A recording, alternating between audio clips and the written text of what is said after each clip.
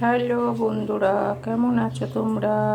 এই দেখো, আমি আজকে ঘুগনি করব। ঘুগনিটাকে এই দেখো সিদ্ধ করে রেখে দিয়েছি, বুঝতে পারছো? একটু আলু দিয়ে, এই যে দেখো আলুটাকে একটু ঘেটে ঘেটে দিয়েছি, ভালোই সিদ্ধ হয়েছে। এই দেখো, দুটো তিনটে দিলেই হয়ে গেছে। কাল রাত্রে ভিজিয়ে রেখেছিলাম। সর্ষের তেল দিয়েছি, লঙ্কা, তেজপাতা, জিরে, গোটা জিরে দিয়েছি, লবঙ্গ, এলাচ, দারচিনি দিয়েছি বন্ধুরা। এবার একটু টমেটো তেল দেবো, একটু দিলাম সেখানে।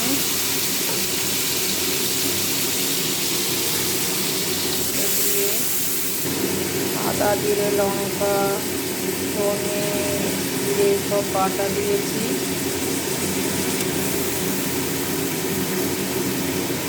এটা কিন্তু আমি নিরামিষ ঘুগনি করছি বন্ধুরা। পেঁয়াজ দিলেই যে ভালো হয় সেটা না, রাঁধতে পারলে সবই ভালো হয়।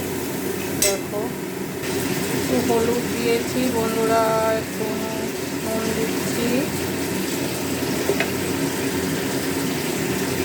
দিয়ে এটাকে একটু কষছি।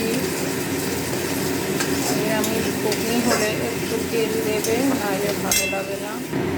একটু চিনি দিচ্ছি, একটু কাশ্মীরি লঙ্কার গুঁড়ো, স্বাদে ভালো, খেতে ভালো, সানরাইজ। এটাকে এবার ভালো করে কষিয়ে নিতে হবে বন্ধুরা। দেখো, তার মাঝখানে তোমাদের একটু দেখাই, ঘুগনির উপরে একটু মশলা দেব। সেই মশলাটা কি করেছি, যারা যারা পারো না করে নেবে। শুকনো কড়াই, লঙ্কা, তেজপাতা, গোটা ধনে, জিরে, লবঙ্গ, এলাচ, দারচিনি আর একটু মৌরি দেবে। দিয়ে তার মধ্যে তুমি জায়ফল, জয়িত্রী সবই দিতে পারো, আমি চিনি, এইগুলো দিয়ে একটু ভেজে ঠান্ডা করে এটাকে মিক্সিতে একটু গুঁড়ো করে নিয়েছি, বুঝেছো বন্ধুরা? এই গুঁড়োটা দিলে ঘুগনির স্বাদটা দারুণ হয়, কারণ কড়াটাই জানতে হবে।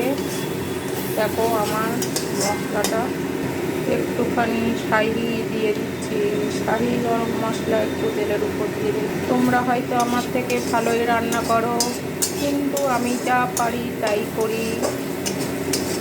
দেখি তো খাওয়া যায়, একদমই যায় না। না খেয়ে না থাকার থেকে যা পারি সেটাই ভালো। এই যা নিরামিষ ঘুগনি তো, সেই জন্য একটু মশলাটা বেশি দিয়ে করলে, টমেটো বেশি করে দিয়ে করলে ভালো লাগে। দেখো, তেল ছেড়ে গেছে, এবার কিন্তু আমি মটরটা দিয়ে দেব। দেখো, মটর আলুটা সেদ্ধ করে রেখেছিলাম, দিয়ে দিয়েছি। দেখতে পেয়েছো বন্ধুরা? এই যে দেখে নাও।